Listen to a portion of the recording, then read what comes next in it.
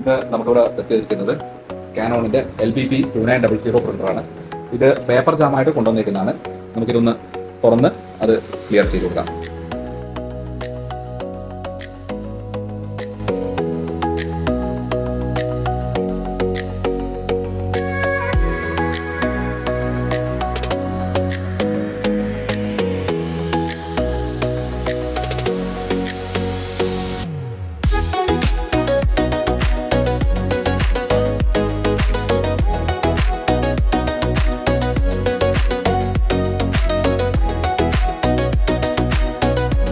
ഇത് ഇവിടെ നിങ്ങൾക്ക് നോക്കിക്കഴിഞ്ഞാൽ മനസ്സിലാവും, ഇവിടെ സ്ലീവ് ഡാമേജ് ആയിട്ടാണുള്ളത്.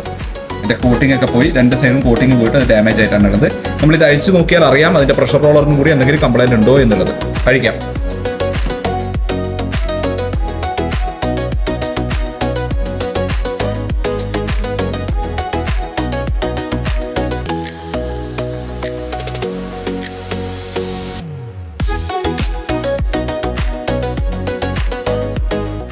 നമ്മൾ ഇവിടെ ഉപയോഗിക്കുന്നത് സെറ്റിന്റെ സ്ലീവാണ്.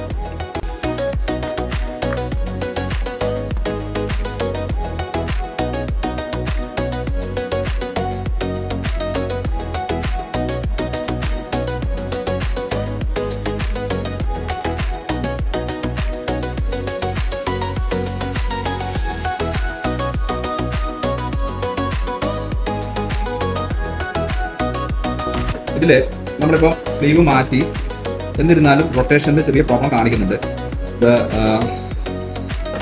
ഇത് പ്രഷർ റോളറും കൂടി മാറ്റേണ്ടി വരും. കാരണം പ്രഷർ റോളർ കുറച്ച് സ്പോഞ്ചി ആയിട്ടുണ്ട്.